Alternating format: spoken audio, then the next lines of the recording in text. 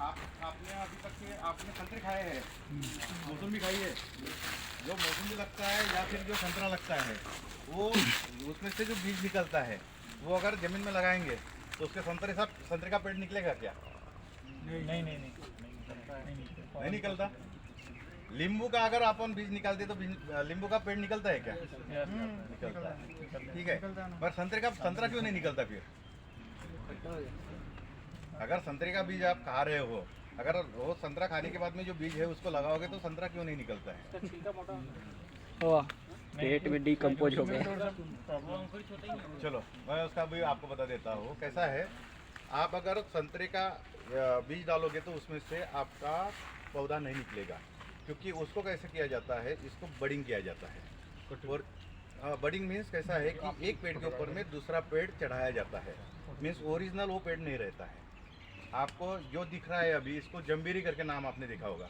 ये जम्बीरी करके जो आपने जो संतरे का एक बड़ा कभी देखा होगा, एडू नींबू करके बोलते हैं उसको हमारे इधर महाराष्ट्र में, जिसका यूज़ किया जाता है डिटर्जेंट के लिए यूज़ किया जाता था पहले, जब लोगों के पास में साबुन वगैरह मिलता था।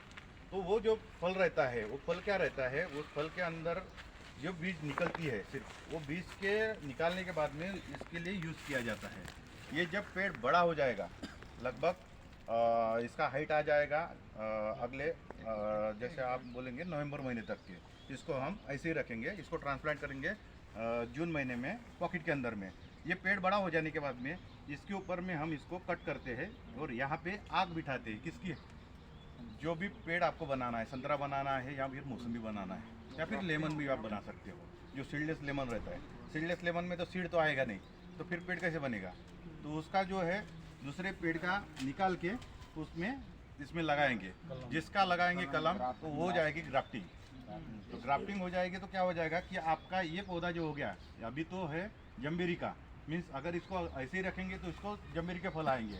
और जब हम इसको ग्राफ्टिंग करेंगे तो ग्राफ्टिंग करने के बाद में इसमें आ जाएंगे जो चाहिए संतरा या फिर मौसम्बी का। तो इसके लिए हमें पहले ये प्राइमरी नर्सरी तैयार करनी पड़ती है।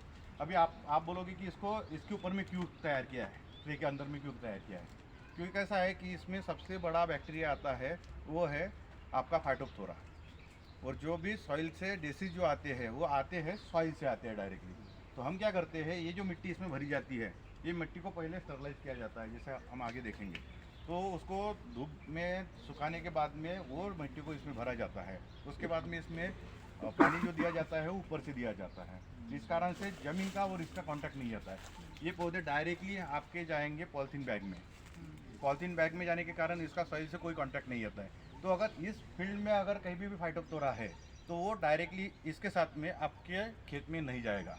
इस कारण से इसको इस तरह से किया जाता है। ये हाईटेक टेक्नोलॉजी है कि इस तरह से किया जाता है। पहले क्या किया जाता था कि ज़मीन के ऊपर में लगा देते थे और ज़मीन के ऊपर में ही फिर उसको ग्राफ्टिंग किया जाता था और फिर उसको ज़मीन से निकाल के फिर अपने यहाँ पे लगाया जाता था।